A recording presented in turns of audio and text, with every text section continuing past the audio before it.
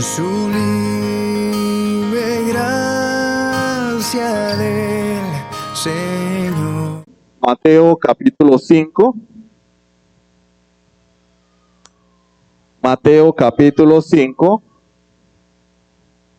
Evangelio según San Mateo capítulo 5. Y vamos a leer, la única persona que tiene derecho a llorar en el culto son Lorenzo y Julieta. Los únicos. Mateo capítulo 5. Y vamos a leer los versículos 17 hasta el 20. Por favor, Mateo capítulo 5, versículos 17 hasta el 20. Cuando lo tengan pueden decir amén. Amén. Dice la palabra del Señor: no penséis que he venido para abrogar la ley o los profetas. No he venido para abrogar, sino para cumplir. Porque de cierto os digo que hasta que pasen el cielo y la tierra, ni una jota ni una tilde pasará de la ley, hasta que todo se haya cumplido. De manera que cualquiera que quebrante uno de estos mandamientos muy pequeños, y así enseña a los hombres, muy pequeño será llamado en el reino de los cielos. Mas cualquiera que los haga y los enseñe, éste será llamado grande en el reino de los cielos. Porque os digo que si vuestra justicia no fuere mayor que la de los escribas y fariseos, no entraréis en el reino de los cielos. Amén. Vamos a orar. Soberano Dios y Padre Celestial, te damos gracias hoy por tu palabra, por este alimento espiritual que nos vas a regalar. Bendito Rey, habla nuestras vidas. Que seas tú, Señor, trayendo, Padre Celestial, arrepentimiento y fe a la vida de aquellos que aún están lejos de ti, y santificando los corazones de aquellos, Señor, que somos hijos tuyos únicamente por la fe en Jesucristo. Padre, ayúdanos a comprender tu palabra y aplicarla, Dios mío. Que tu Espíritu Santo nos ilumine a todos y cada uno de nosotros, porque te lo pedimos en el nombre de Jesucristo. Amén. Hemos venido estudiando el Sermón del Monte y la semana pasada hablábamos de la ley, de cómo Cristo armoniza o concuerda con las escrituras del Antiguo Testamento, la ley de los profetas. Y él nos lo decía en términos como: el ventilador no ayuda, pero echa buen aire. No penséis que he venido para abrogar la ley o los profetas. No he venido para abrogar, sino para cumplir. El Señor no vino aquí a abolir la ley. Él no vino a hacer la ley a un lado. Recuerden que decíamos que abrogar era deshacer. No, Él vino a cumplir la ley, porque Él es el dador de la ley. Él tiene la ley en alta estima porque Él es su dador y esa ley revela su carácter. De manera que la actitud de Él no fue destructiva y de continuidad, todo lo contrario, fue una actitud de construcción y de continuidad orgánica. Él vino aquí a continuar con la ley y abolió su posición con estas dos palabras: no abolición, sino cumplimiento. Y el deseo de Jesucristo es que nosotros, como herederos de la salvación, observemos la ley de la misma manera. Ese es el deseo de Jesús. Hay que hacer a un lado, y lo vamos a aprender a través de esta serie de predicaciones, ese concepto de, no, es que eso es de la ley. Eso no hay que hacerlo porque es de la ley. No, ese es un error. Es un error, porque Dios nos ordena que debemos guardar la ley. Es la única manera en la que el Padre es glorificado. Recordemos que la semana pasada decíamos que los versículos que estamos estudiando en este momento y los que siguen son la respuesta a la pregunta: ¿y cómo puede Dios ser glorificado? Con una vida justa. Más adelante nos dice: buscad primeramente el reino de Dios y su justicia. Un mandamiento, una vida justa. ¿Y cómo es una vida justa? ¿Cómo es una vida justa? Porque las personas, cuando vienen a Jesucristo, se preocupan por muchas cosas. Por ejemplo, ¿cómo debo vestir? ¿Cierto? ¿Qué debo hacer? ¿Cómo debo comportarme? pero pocos se preguntan, ¿cómo puedo ser una persona justa? Eso es una pregunta poco frecuente. ¿Cómo yo puedo llevar una vida verdaderamente justa delante de Dios? Bueno, el Señor nos va a ilustrar. ¿Cuál era el problema?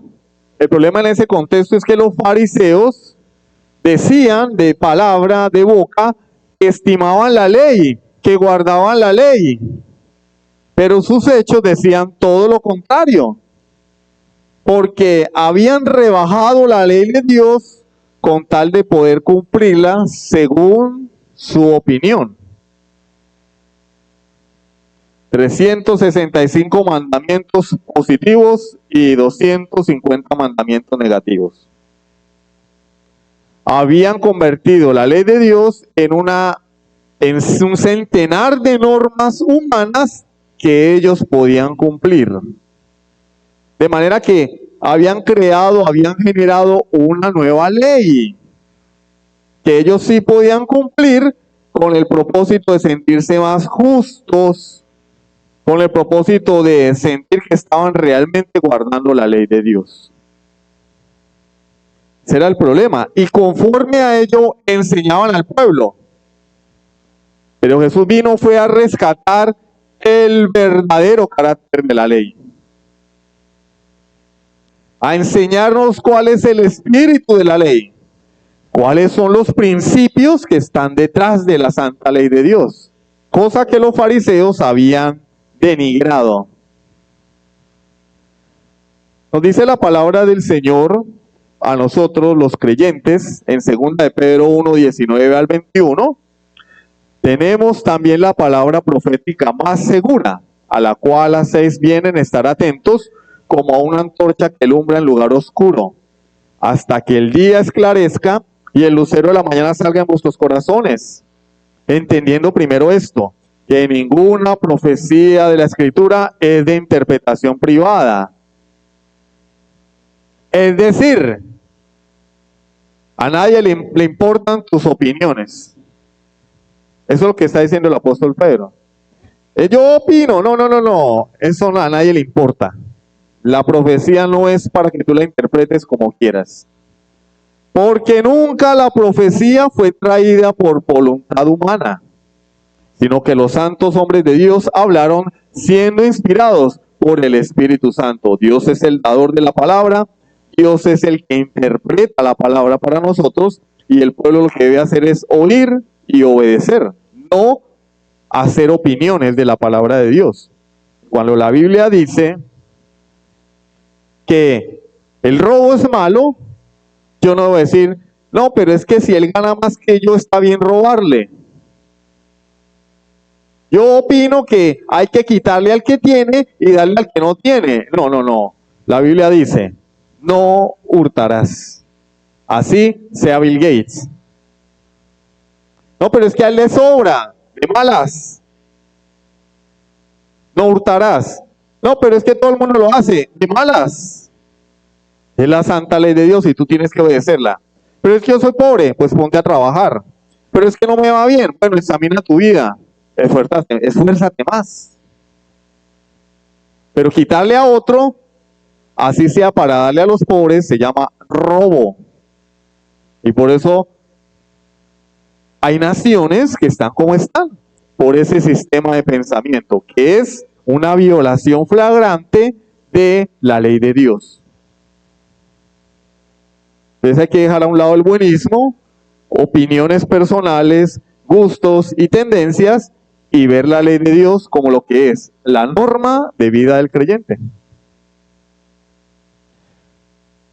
El Señor nos dice acá que la palabra de Dios es santa y es autoritativa, es la máxima autoridad para el creyente.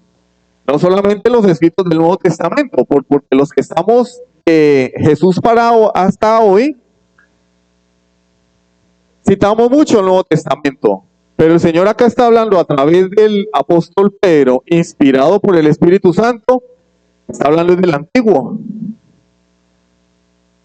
Él está hablando del antiguo. La palabra profética más segura, por encima de experiencias.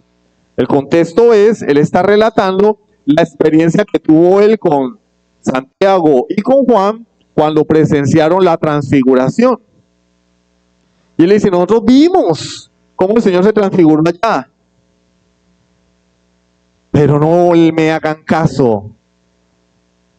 Hay que hacerle caso a la palabra profética más segura. Porque hay muchas personas que basan su cristianismo en sus experiencias religiosas. Como la canción de Enrique Iglesias. Basan su vida en las experiencias. No, pero es que a mí se me apareció la Llorona. Es que a mí se me apareció un ángel. Sí, lo mismo le sucedió a John Smith. Exactamente lo mismo. Lo mismo le sucedió a Mahoma. Exactamente lo mismo. Se le apareció un ángel. La palabra profética más segura es la que debemos que oír atentamente. Título de la predicación de hoy es ni una tilde, ni una jota. Ni una tilde, ni una jota. Y vamos a ver los punticos. En primer lugar, ni una tilde, ni una jota. La ley de Dios es absoluta. En segundo lugar, Cristo y el cumplimiento del Antiguo Testamento. Y en tercer lugar, algunas aplicaciones prácticas para nuestras vidas. Entonces vamos a comenzar por el principio. Ni una tilde ni una jota. La ley de Dios es absoluta. El texto nos dice, Mateo capítulo 5, versículo 18. Porque de cierto os digo que hasta que pasen el cielo y la tierra, ni una jota, ni una tilde pasará de la ley, hasta que todo se haya cumplido. Lo que el Señor nos está diciendo acá, en otra forma de traducirlo es, porque amén, yo digo a vosotros, hasta que el cielo y la tierra pasen, ni una iota, ni una queraya pasará en lo absoluto de la ley hasta que todo llegue a ser. Vamos a comenzar por ese desierto, no por el desierto como el desierto del Sahara, sino desierto. Porque desierto os digo. ¿Por qué el Señor dice así? ¿Por qué habla de esta manera? Bueno, la palabra porque nos está uniendo lo que vamos a decir con lo que dijimos anteriormente. Porque es la justificación a lo que él dijo. Él dijo, no he venido a abrogar, sino a cumplir. ¿Por qué?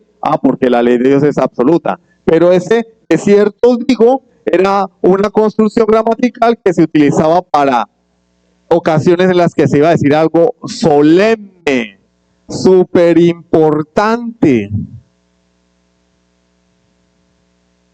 El amén del creyente.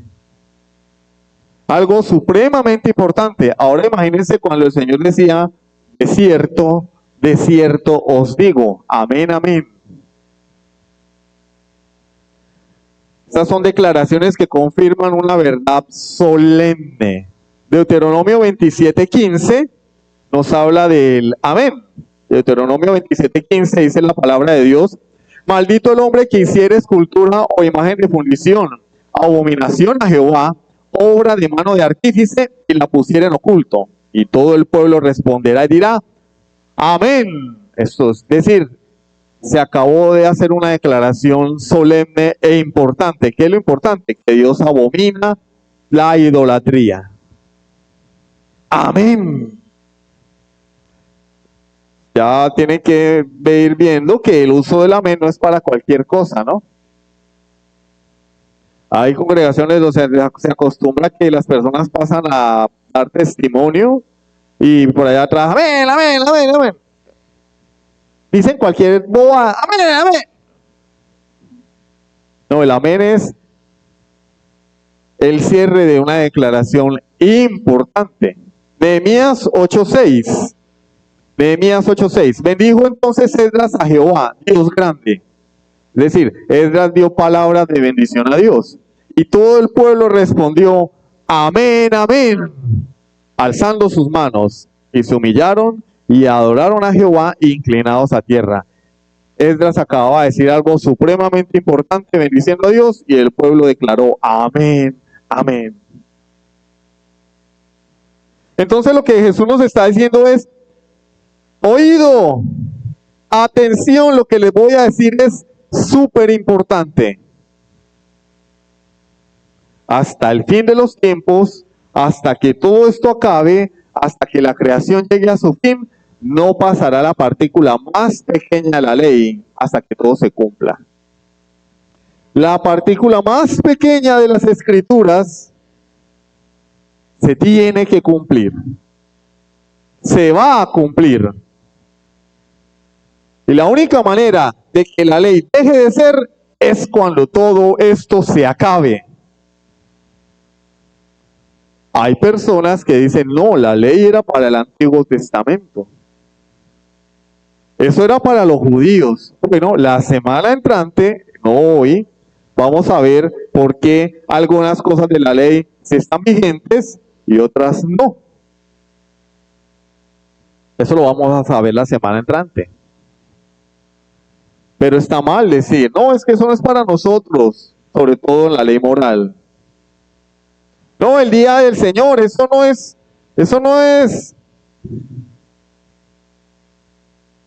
Entonces vamos a robar. Porque en la ley está el día de reposo y está el no robarás. Entonces, si el día de reposo, el día del Señor no es importante, pues salgamos a robar también. Salgamos a matar. Hagamos una orgía. ¿Por qué no hacemos eso? Y porque el día del Señor sí se quebranta con una facilidad estratosférica, ¿no? Llegó el agua, no tengo ropa. Bueno, vamos a culto. Nadie se ha muerto por eso. Sería equivalente a decir, voy a matar a alguien. Pero por eso alguien sí se ha muerto. ¿Sí ven la importancia? El Señor está diciendo que el elemento más pequeño, gramaticalmente hablando, de la ley de Dios, está vigente y se tiene que cumplir.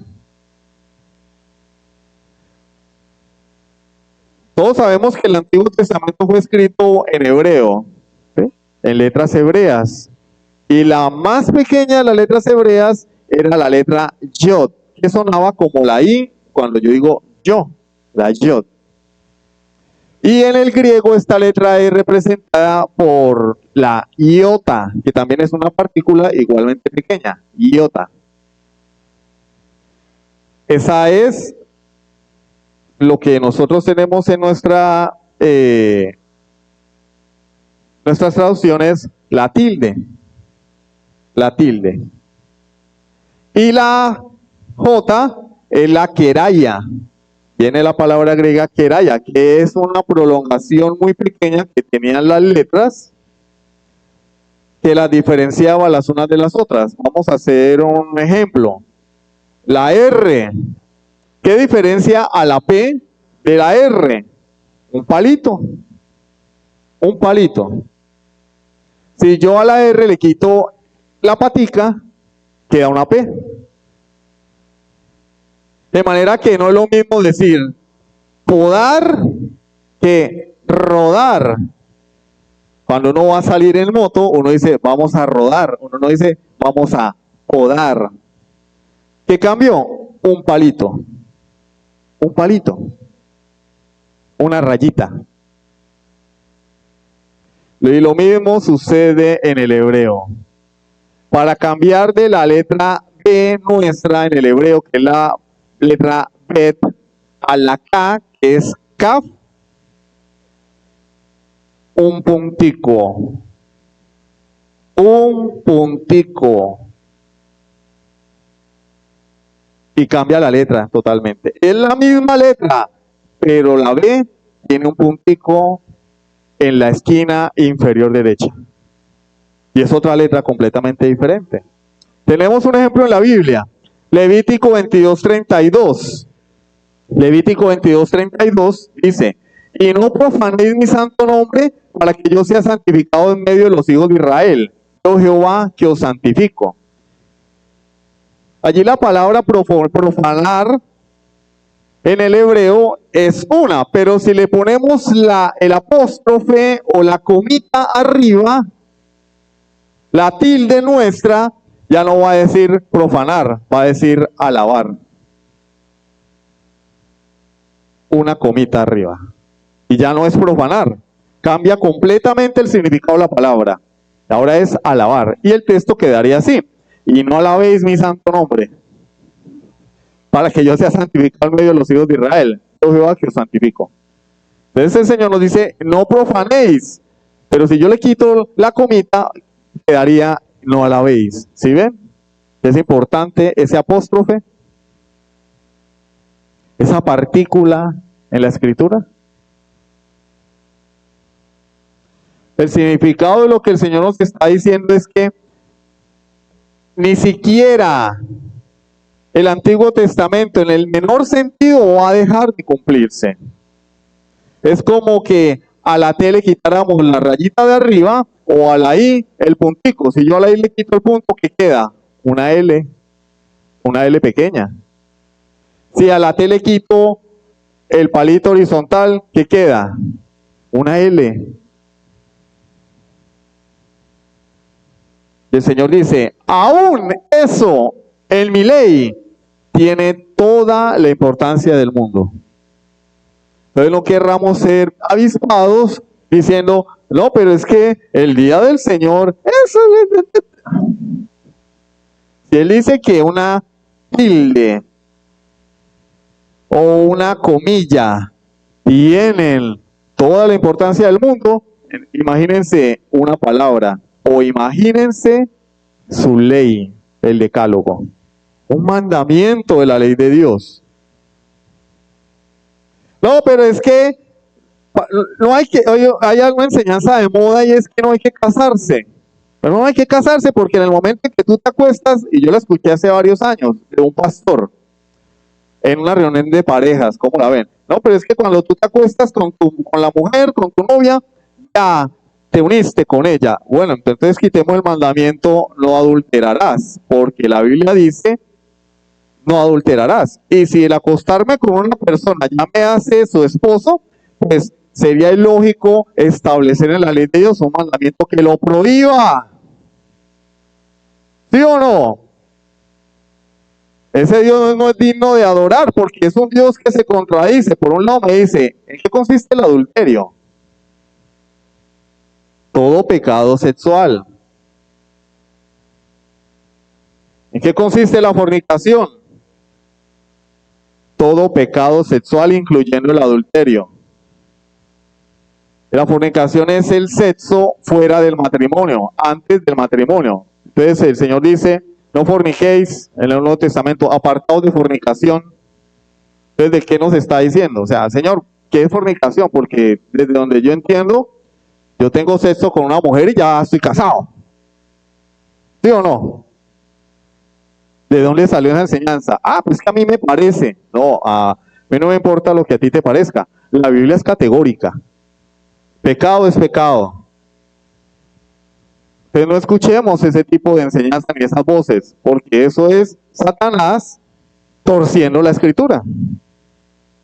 Honroso sea en todos el matrimonio y el lecho sin mancilla. ¿Qué está diciendo Dios? Bueno, Señor, ¿qué es el matrimonio? Porque matrimonio es fornicar, ¿no? O sea, si yo me acuesto con una persona, ya estoy casado. ¿Sí entienden la falta de lógica de este pensamiento? No. Fornicar es el sexo fuera del matrimonio. El matrimonio es la unión con nuestra pareja de forma legal, bendecida por Dios. ¿Sí? Pero ahí están los mandamientos del Señor. Pero nosotros imponemos nuestra opinión por encima de los mandamientos y entonces rebajamos el valor del matrimonio, rebajamos el valor del día del Señor, rebajamos el peligro de robar. No, es que me están dando un lote allá. ¿Y de quién es ese lote? No, pues que el gobierno me vale el lote y eso le pertenece a fulano y tal. Eso se llama robar.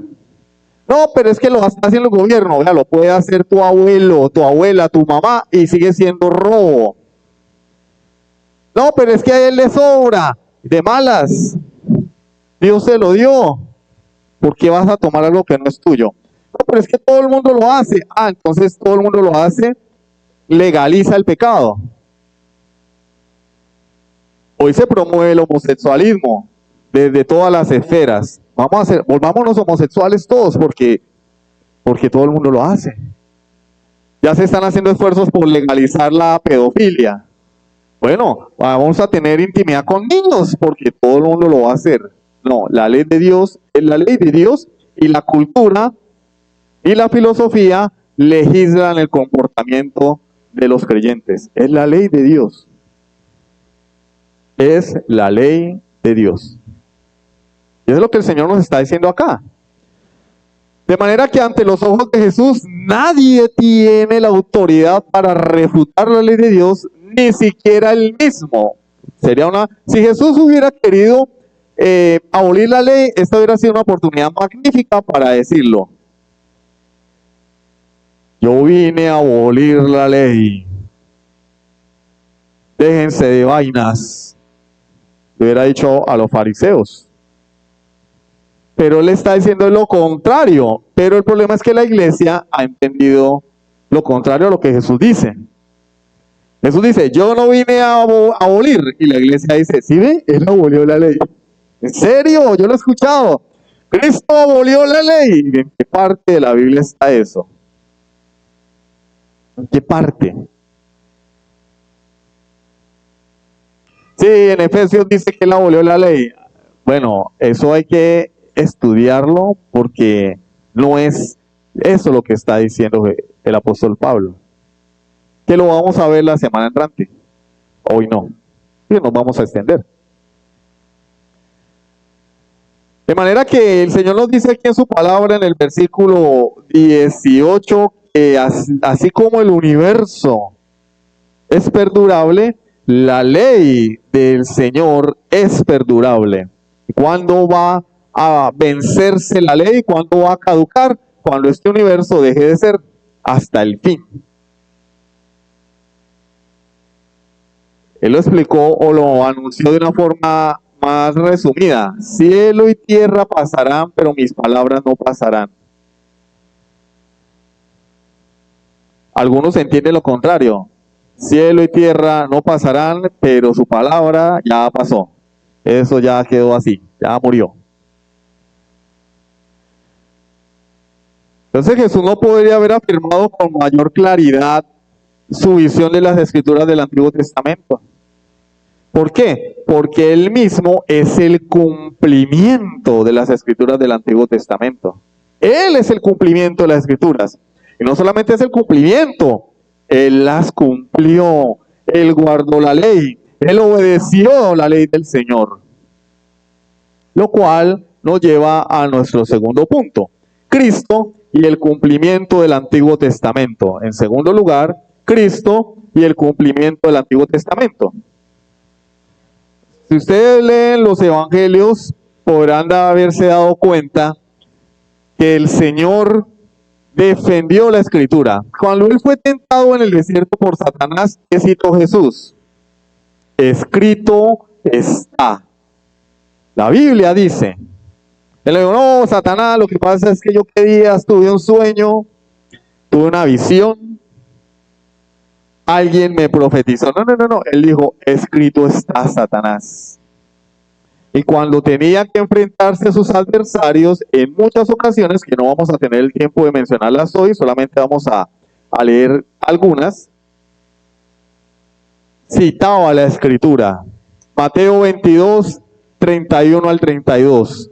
Mateo 22, 31 y 32 dice, cuando los saduceos le preguntan sobre la resurrección, y llegan y le dicen, no, es que tuvimos un hermano que tenía a su esposa y se murió y se casó con el otro y se murió, porque era la ley, ¿no? Los hermanos tenían que generarle descendencia a su hermano si él moría sin descendencia. Y murieron, y bueno, al final la mujer estuvo con los 7. Qué pregunta tan más rebuscada. En la resurrección, si es que la hay, ¿de quién de los 7 será mujer? Él les dice, erráis ignorando las escrituras y el poder de Dios. Y entonces les dice que en el cielo pues no nos casaremos ni nos daremos en casamiento, dice el versículo 31. Pero respecto a la resurrección de los muertos, ¿no habéis leído lo que os fue dicho por Dios cuando dijo, yo soy el Dios de Abraham, el Dios de Isaac y el Dios de Jacob? Dios no es Dios de muertos, sino de vivos. Y estaba citando las escrituras en el libro de Éxodo, cuando el Señor se le aparece a Moisés en una zarza ardiendo, él le dice, yo soy el Dios de Abraham, el Dios de Isaac y el Dios de Jacob. Ustedes me están diciendo a mí que no hay resurrección, y entonces ¿de quién era Dios? El Señor. ¿De quién era Dios? Dios. Porque cientos de años después de la muerte de Abraham, Isaac y Jacob, Dios dice, yo soy el Dios de ellos, como si estuvieran vivos. Pero estaban muertos. Y él lo dice allí, Dios no es Dios de muertos, sino de vivos, de aquellos que creen en Él, aún hayan partido de este mundo. Él se está citando ¿qué? La Escritura para rebatir el concepto de los saduceos. Mateo 19, del 4 al 5. La pregunta sobre el divorcio. Mateo 19, del 4 al 5. Él respondiendo les dijo, ¿no habéis leído que el que los hizo al principio, varón y hembra los hizo? Y dijo, por esto el hombre dejará padre y madre, y se unirá a su mujer, y los dos serán una sola carne. Está citando el libro de Génesis, cuando hizo a Adán y a Eva. Está citando la ley de Dios. No me vengan con preguntas bobas. Vayan a la ley. Está escrito. Dios los hizo varón y hembra. Dejará el hombre a su padre, a su madre, se unirá a su mujer y los dos serán una sola carne. ¿Ustedes no lo han leído? Mateo 12, versículos 39 y 40.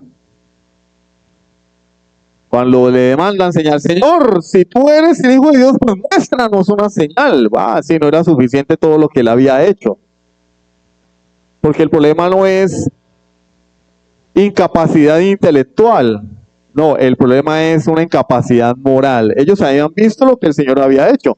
Tenían el testimonio de la Escritura. Conocían las Escrituras y veían en las Escrituras que Cristo era el fiel reflejo de lo que se había profetizado en el Antiguo Testamento.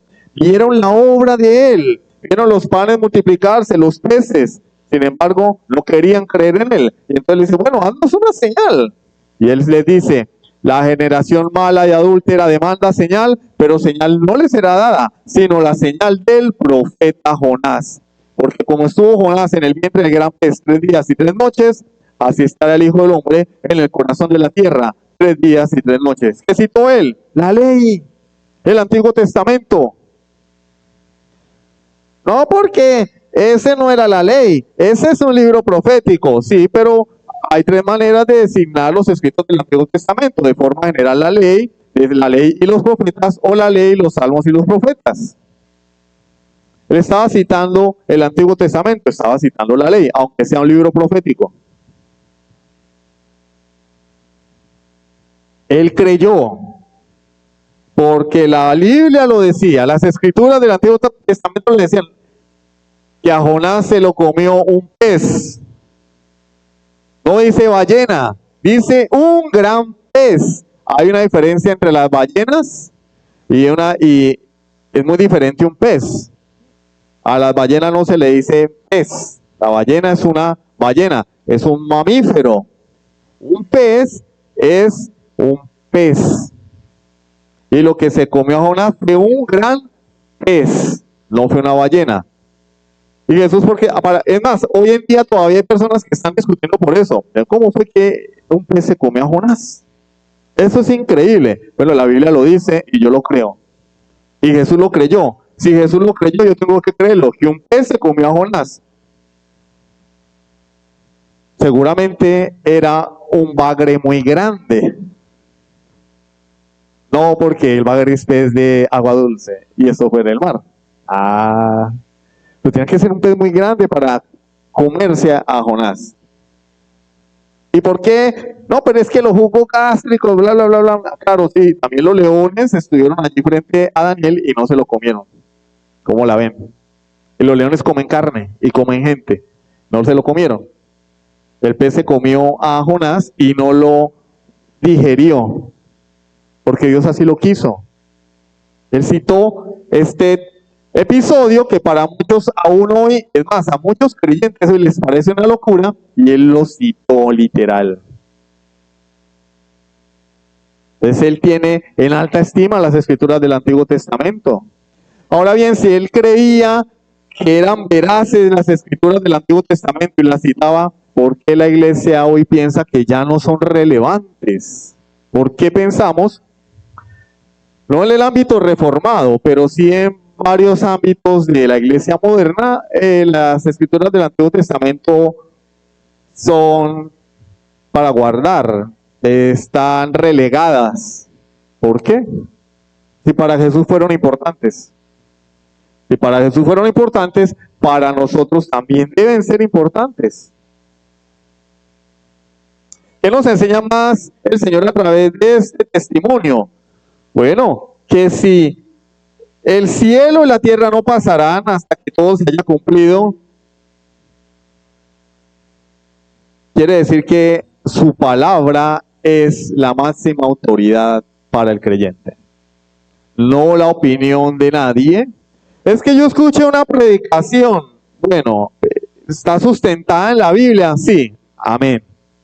No, bueno, pero es que usted me está diciendo que no debemos hacer conciertos en la casa del Señor, pero yo escuché un predicador que dijo, a mí no me importa lo que haya dicho el predicador. La Biblia establece cómo debe llevarse a cabo el culto. Pero es que en la iglesia del pastor famoso lo hacen. A mí no me interesa lo que hagan allá. Yo no conozco a ese señor. La Biblia establece que todo debe hacerse con orden, que deben cantarse salmos, himnos, cánticos espirituales, no el desorden. Pero es que en la iglesia donde yo vengo, la gente saltaba. Bueno, cuando termine el culto, búsquese un trampolín y se pone a saltar. En la iglesia no, porque el Señor dice, hágase todo decentemente. Es que en la iglesia donde yo vengo, la gente se caía al piso y empezaba a chapalear. A mí no me importa lo que hagan en la iglesia de donde tú vienes, porque la Biblia dice que todo debe hacerse decentemente y con orden. Pero es que ese culto parece un velorio. Bueno, a mí no me importa lo que te parezca el culto. La Biblia dice que se debe hacer decentemente y con orden. A mí me gusta más. Excelente. Cuando te aburras acá, te puedes ir para la iglesia que tú quieras. Pero la liturgia no se va a cambiar por opiniones personales. Es la palabra de Dios. De manera que tenemos que dejar a un lado eso de yo creo, a mí me parece.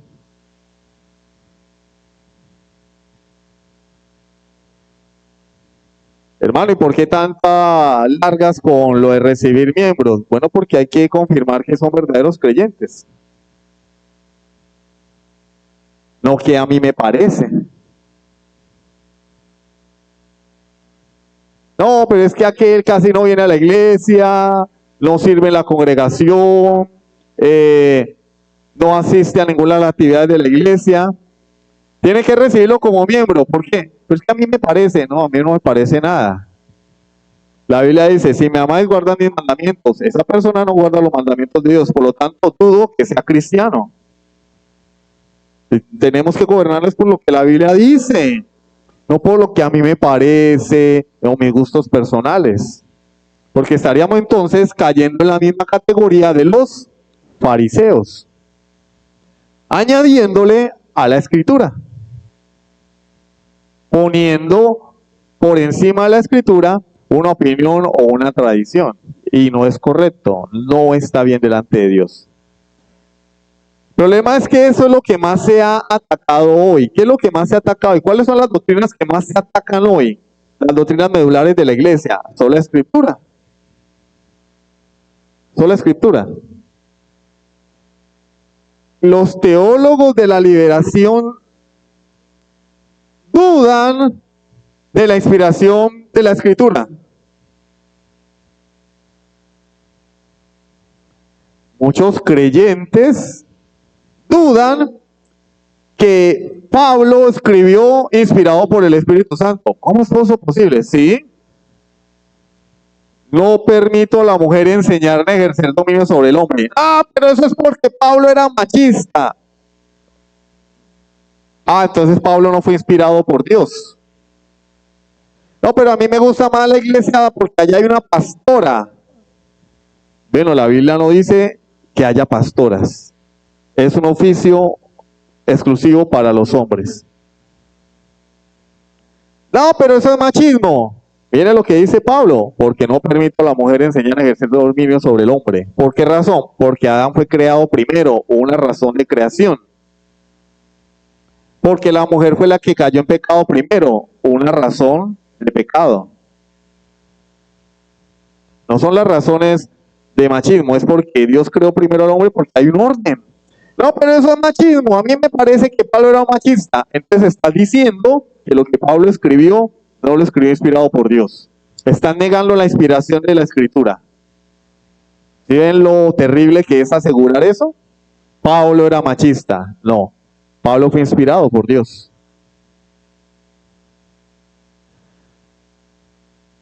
No solamente el Señor nos manda a obedecer su ley porque Él la guardó, porque Él la cumplió, porque Él le da el lugar de preeminencia. Es que Él mismo es el cumplimiento de las escrituras del Antiguo Testamento. La semana pasada decíamos que Cristo cumplió la ley y los profetas. Vamos a profundizar un poquito en ello, ¿sí? Porque si el Antiguo Testamento no se cumple en Cristo, Cristo es un farsante y este libro no es la palabra de Dios. Ambos van de la mano. Pero si el Antiguo Testamento se cumple en Cristo, entonces este libro es la palabra de Dios y Jesucristo es lo que Él decía ser, el eterno Hijo de Dios encarnado. Entonces vamos a profundizar un poco en este aspecto. ¿Cómo se cumplieron las profecías del Antiguo Testamento en Cristo? La semana que viene vamos a ver cómo se cumplió la ley. Hoy vamos a hablar de las profecías. ¿Cómo se cumplieron las profecías del Antiguo Testamento en Cristo? Bueno, les voy a mencionar, así que por favor escriban porque no vamos a leer los versículos por cuestión del tiempo. En Génesis 3:15, Dios anuncia a un Salvador que vendría de la descendencia de una mujer, para dejar establecido que él sería un miembro de la raza humana y no un ángel, como creen los testigos de Jehová. Jesús es el arcángel Miguel. No. Los mormones, Jesús es hermano de Satanás. No. La Biblia dice, Jesús es hombre, Salvador prometido a los hombres. En el Génesis 22:18 se nos dice que él descendería de Abraham, pero Abraham tuvo 2 hijos, Ismael e Isaac. En Génesis 21:12 se nos dice que el Mesías sería descendiente de Isaac, pero Isaac también tuvo 2 hijos, Esaú y Jacob. En Números 24:17 se dice que el Mesías vendría de la descendencia de Jacob, pero Jacob tuvo 12 hijos. En Génesis 49:10 y en Miqueas 5:2 se predice que el Mesías vendría de la tribu de Judá. En Isaías 11:1 se predice que vendría de la descendencia de Isaí, pero Isaí tuvo 8 hijos. En Jeremías 23:5 se dice que el Mesías sería descendiente de David, el más pequeño de los hijos de Isaí. En Isaías 7:14 se predice que nacería de una joven virgen. En Daniel 9:24 al 27 se predice el tiempo en el que él vendría al mundo. En Miqueas 5:2 el lugar de su nacimiento, Belén. En el Salmo 72:10 en su nacimiento personas importantes del oriente le traerían regalos. Profecía que se cumplió con la llegada de los magos. En Jeremías 31:15 que conectado con su nacimiento habría una matanza de niños, profecía que se cumplió cuando Herodes ordenó matar a los niños. En Isaías 43 y en Malaquías 3:1 se predice que vendría un mensajero que le precedería a él, profecía que se cumplió con la llegada de Juan el Bautista. En Isaías 9:1 se predice que su ministerio iniciaría en Galilea. En Isaías 35, del 5 al 6, que durante su ministerio llevaría a cabo milagros como abrir los ojos de los ciegos, hacer oír a los sordos, hacer hablar a los mudos y poner a caminar a los paralíticos. En el Salmo 78:2, que usaría parábolas en sus enseñanzas. En Zacarías 9:9, que entraría en Jerusalén montado sobre el pollino de un asna. En el Salmo 118, versículo 22, que sería rechazado por los judíos. En el Salmo 41:9, que sería traicionado por uno de los suyos. En Zacarías 11:12, que sería vendido por 30 piezas de plata. Y en Zacarías 11:13, ese dinero sería devuelto y arrojado en la casa del Señor. En Zacarías 13:7, que sería abandonado por sus amigos. En el Salmo 35:11, que sería acusado por falsos testigos. En Isaías 56, que sería escupido y golpeado. En el Salmo 22, del 7 al 8, que sería objeto de burlas. Salmo 22:16, que sus manos y sus pies serían traspasados. En Isaías 53, que moriría en medio de malhechores. Recuerden que él fue crucificado en medio de dos ladrones. En Isaías 53:12, que oraría por sus perseguidores. Padre, no les tomes en cuenta este pecado. Perdónalos porque no saben lo que hacen. En el Salmo 22:18, que repartirían sus vestidos, cosa que ocurrió cuando los soldados echaron suerte sobre la ropa de Jesús. En el Salmo 69:21, que en su sed le darían a beber vinagre. Salmo 22:11, que en la cruz sufriría el desamparo de Dios y gritaría: Dios mío, ¿por qué me has desamparado? En Isaías 53:9, que sería sepultado en la tumba de un rico, profecía que se cumplió cuando José de Arimatea lo sepultó en su propia tumba. ¿Cuántas profecías contamos? 32 profecías que se cumplieron letra por letra en la vida de Jesús. ¿Dónde están aquellos que dicen, la Biblia no es la palabra de Dios? Es que la Biblia la escribieron hombres. ¿Dónde están? Se cumplieron en el nacimiento, se cumplieron en la vida de ministerio y se cumplieron en su muerte. Vaya, lean las profecías de Nostradamus, eso no lo entiende nadie. Hay que hacer maromas para poder conectar la profecía de Nostradamus con algún evento que haya ocurrido. Y la gente cree más en Nostradamus que en la palabra de Dios. Van el 31 de diciembre, escuchen al charlatán que abre la boca y dice bobadas, a ver qué se ha cumplido. Y la gente le cree más de lo que dice la palabra de Dios. Charlatanes, mentirosos. Pero ahí va la gente. Y no son todas las profecías que hablan de Jesús.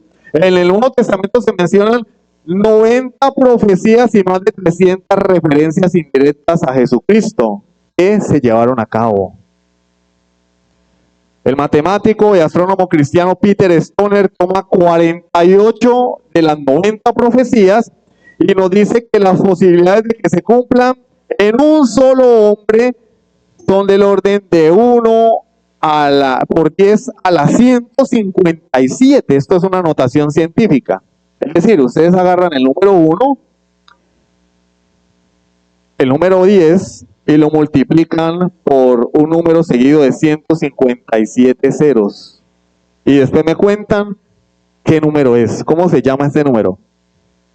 Un 1 con 3 ceros, 1000. Un 1 con 4 ceros, 10.000. Un 1 con 5 ceros, 100.000. Un 1 con 6 ceros, 1.000.000. Y a algunos ya les da un derrame cuando empiezan a contar de para arriba. Ahora, pónganle 157 ceros y me dicen qué número es. La probabilidad es de 1 en esa cantidad que no alcanzamos ni a imaginar siquiera. Es increíble. Increíble no, perdón. Es asombroso que todo se haya cumplido en Cristo. Lamentablemente muchos cristianos aún hoy dudan que este libro es la palabra de Dios. Y le buscan errores, arandelas, por donde sea. ¡Convénzame! No, yo no tengo que convencerte. Yo predico la palabra y allá tú. Convénzame que este libro es la Biblia. No, la Biblia dice, dijo el necio en su corazón, no hay Dios. ¿No crees en Dios? Eres un necio. De hecho, la Biblia no justifica la existencia de Dios ni la explica, la da por sentado. En el principio creó Dios. Ya. No dice, vengan, miren, lo que pasa es que nosotros no venimos del mono, sino que venimos de un ser supremo. No, la Biblia no dice eso, la Biblia dice, en el principio creó Dios. Juan 1, en el principio era el verbo. Tampoco justifica la existencia del eterno Hijo de Dios ni su encarnación. Tienes que creerlo por fe.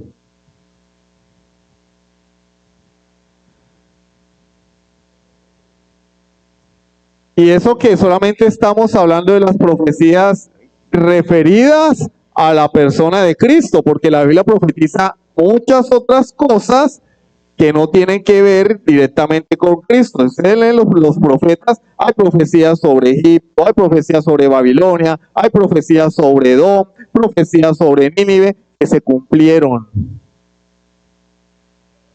Es decir, la Biblia es un libro asombroso, pero un libro asombrosamente veraz, vigente.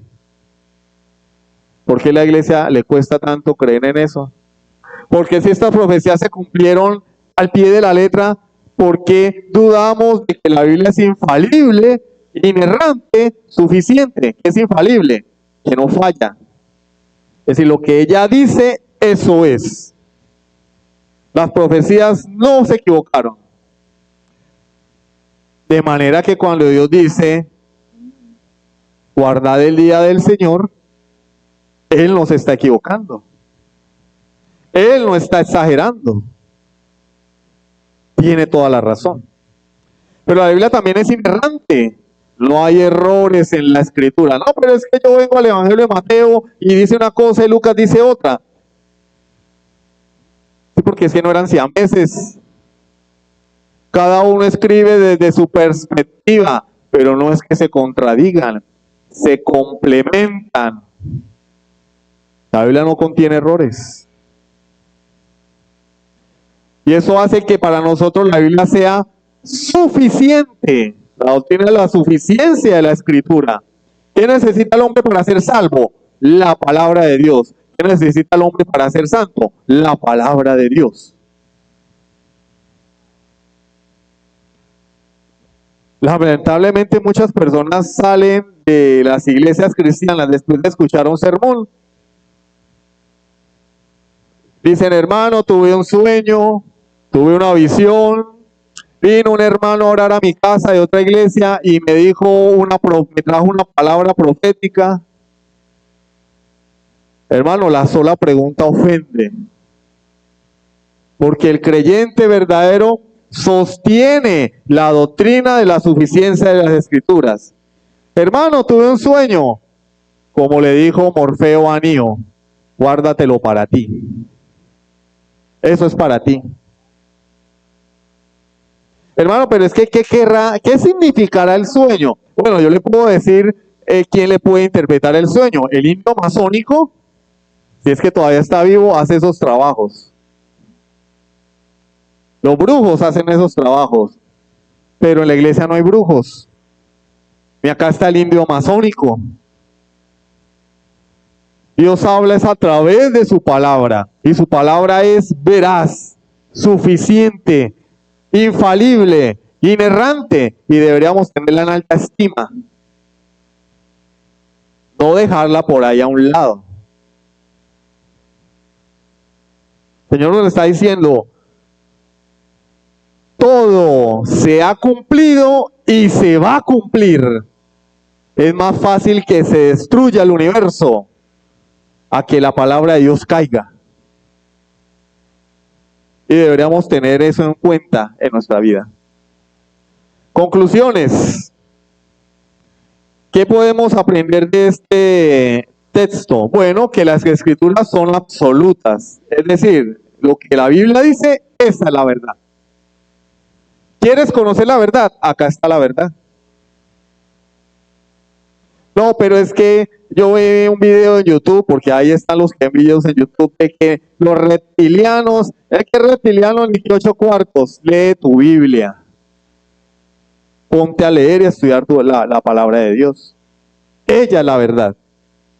Señor, santifícalos en tu verdad. Juan capítulo 17. Tu palabra es la verdad. ¿Quieres saber para dónde ir? Lámpara es a mis pies tu palabra y lumbrera mi camino. Podemos estar seguros de que este libro va a ser la verdad hasta el fin de los tiempos.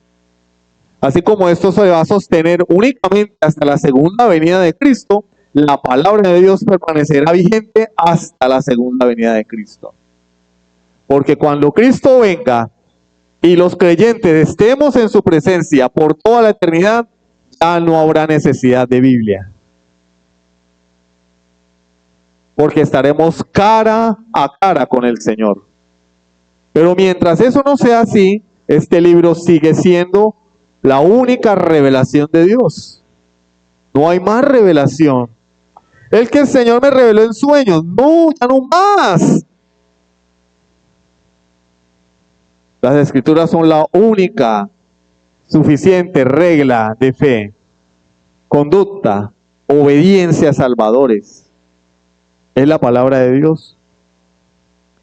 Y no solamente el Nuevo, del Antiguo Testamento, porque vemos a Jesús citando el Antiguo Testamento, no el Nuevo, todavía no había sido escrito. De manera que no podemos pretender ser astutos con Dios, ¿sí? Somos buenísimos, como dicen, buscándole la comba al palo, ¿no? Acomodando los mandamientos, ¿cierto? Pero no, el Señor ha hablado. Y no nos ha hablado en sánscrito, en jeroglíficos. Nos habla claramente que por la misericordia de Dios tenemos las escrituras traducidas a nuestro idioma. Las podemos leer y entender. No hay excusa. No hay excusa.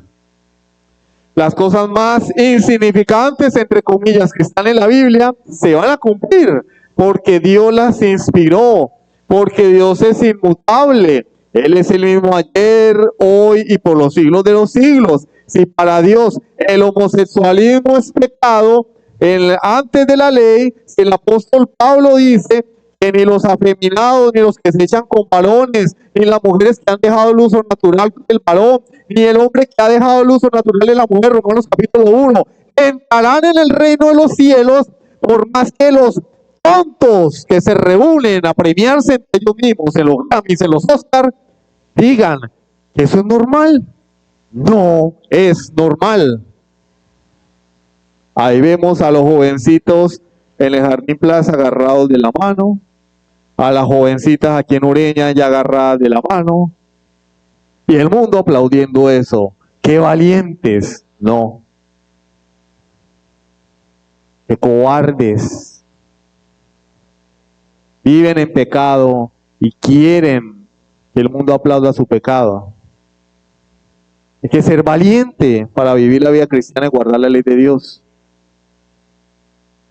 Y ahí vemos a padres creyentes. Si el niño es medio afeminado, vamos a llevarlo al psicólogo. El psicólogo le va a decir, hay que dejarlo que se desarrolle. La Biblia dice, cría a tu hijo en disciplina y amonestación del Señor. No le cultives eso. Es que él no sabe.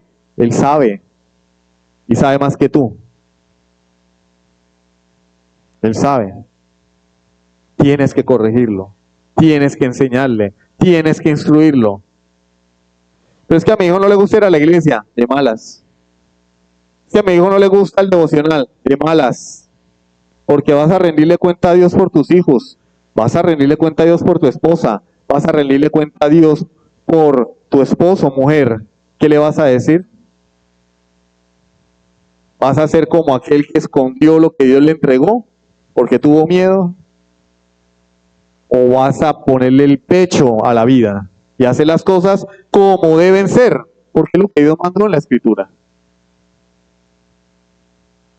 Todo lo que Dios ha anunciado y ha dicho es la verdad y se va a cumplir. Pero no solo eso.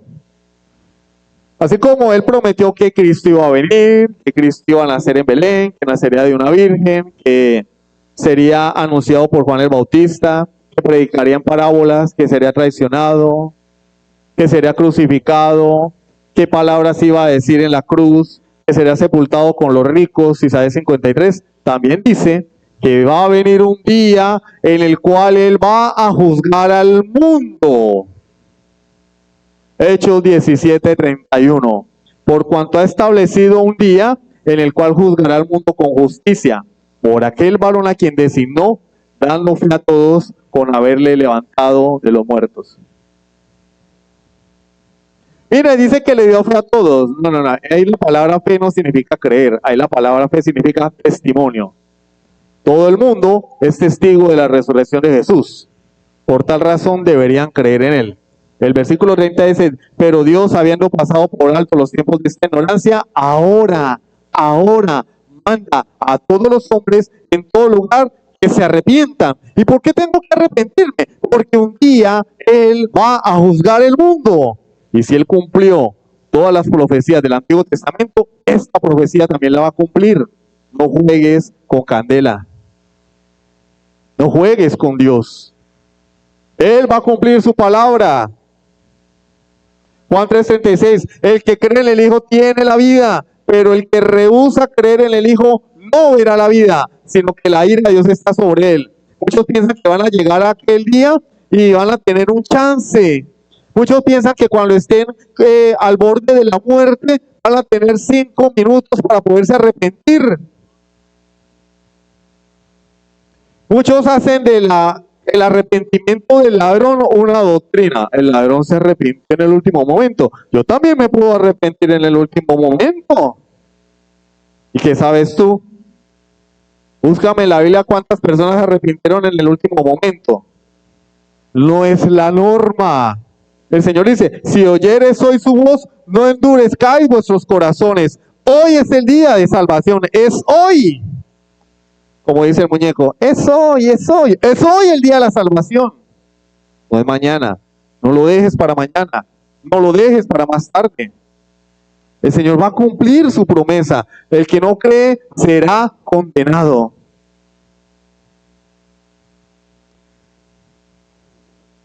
Mateo 7:21 al 23. No todo el que me dice Señor, Señor entrará en el reino de los cielos, sino aquel que hace la voluntad de mi Padre que está en los cielos. Muchos, oído, muchos,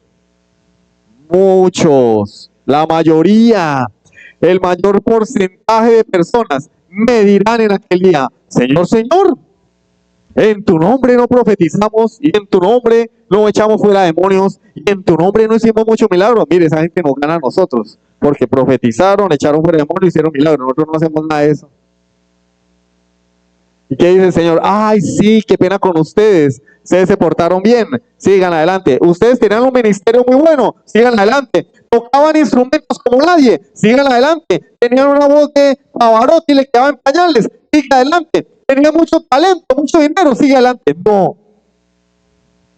Yo les diré, nunca os conocí, apartados de mí, hacedores de maldad.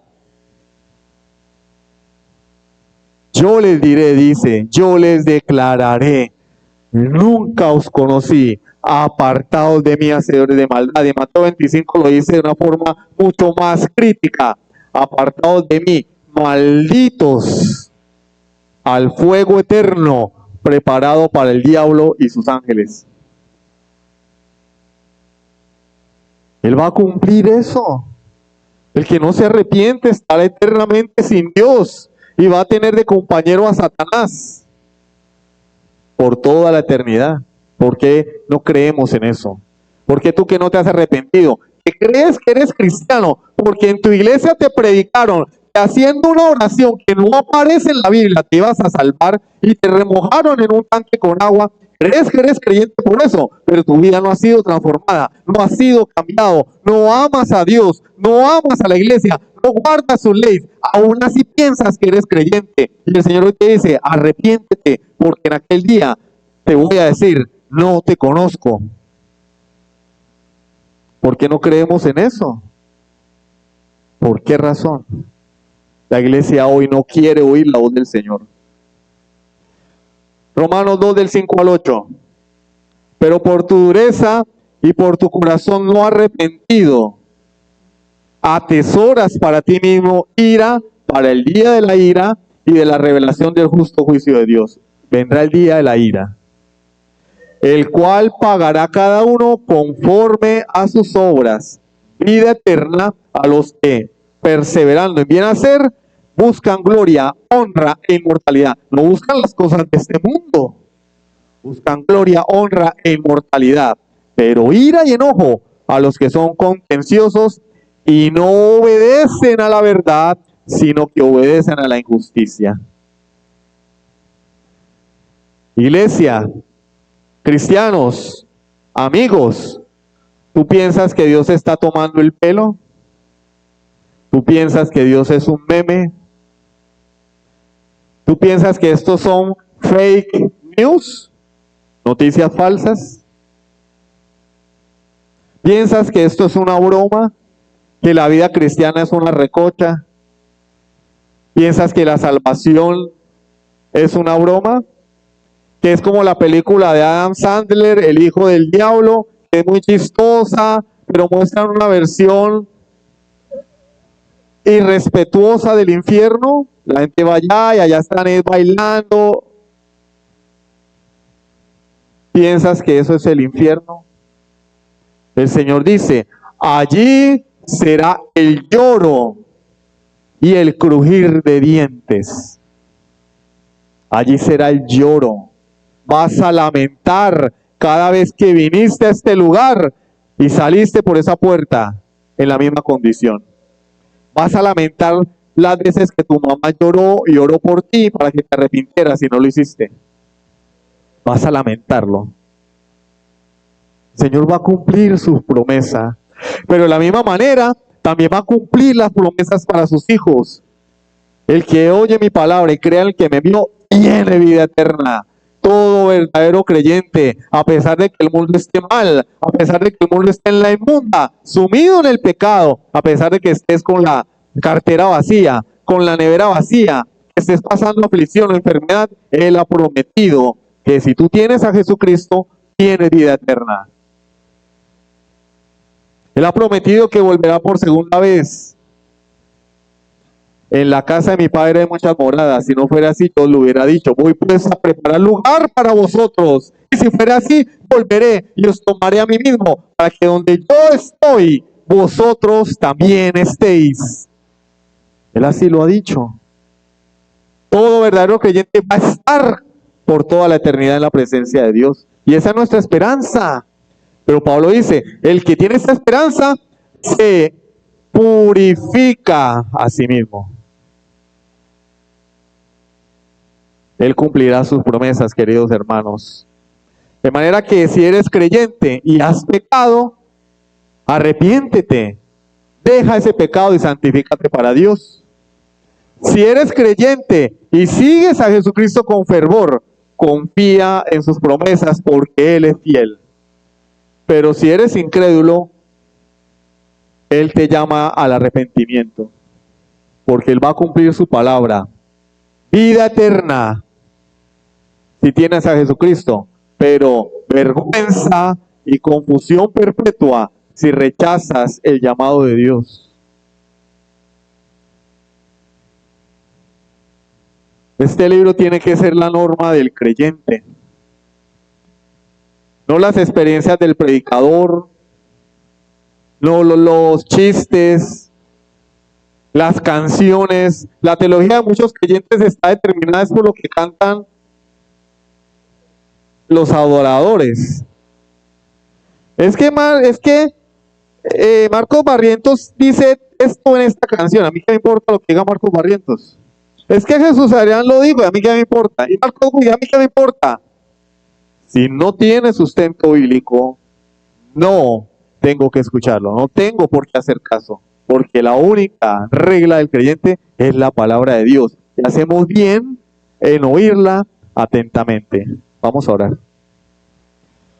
Soberano Dios y Padre Celestial, yo te alabo, Dios mío, y te doy gracias por tu palabra, porque ella es como un bálsamo, pero también es un martillo que quebranta el orgullo del hombre para humillarlo y para mostrarle el camino de la salvación.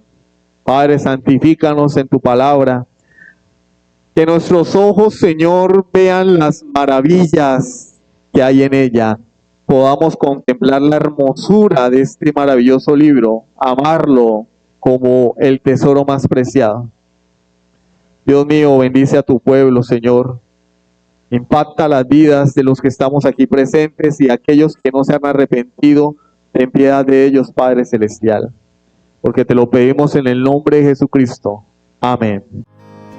Sublime gracia del Señor.